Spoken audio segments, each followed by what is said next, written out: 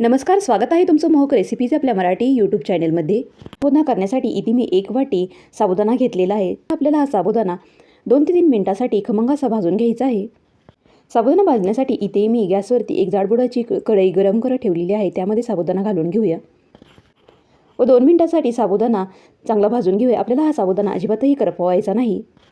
अशा प्रकारे साबुदाणा थोडासा भाजून घेतल्यामुळे खायला एकदम खमंग लागतो. तर 2 मिनिटानंतर अशा प्रकारे थोडेसे साबुदाण्याचे असे फुटू लागलेले आहेत, म्हणजेच इथे आपला साबुदाणा चांगला भाजला गेलेला आहे असे समजावे. आता साबुदाणा काढून घेऊया. मगाशी जेव्हा आपण साबुदाणा भाजून घेतलेला होता तो एका पाण्याने स्वच्छ धुवून घेतलेला आहे. आता यामध्ये थोडंसं ताक घालून घेऊया. आपल्याला लागेल इतपतच ताक घालून घ्यायचं, एकसाथ खूप सारं ताक यामध्ये वापरायचं नाही. चवीनुसार मीठ घालून घेऊया. 1 चमचा साखर घालून घेऊया. हे ताक एकदम फ्रेश असल्यामुळे अजिबातही आंबट नाही, म्हणून मी 1च चमचा साखर वापरलेली आहे. आता यामध्ये 2 चमचे ओबडधोबड वाटून घेतलेला शेंगदाण्याचा कूट घालून घेऊया. इथे भाजक्या शेंगदाण्याचाच कूट वापरायचा आहे. आता हे सर्व पदार्थ चांगले मिक्स करून या भांड्यावरती झाकण ठेवून 2 ते 3 तासासाठी साबुदाणा भिजवून घ्यायचा आहे. जवळपास 4 तासानंतर साबुदाणा कसा भिजला आहे ते चेक करूया.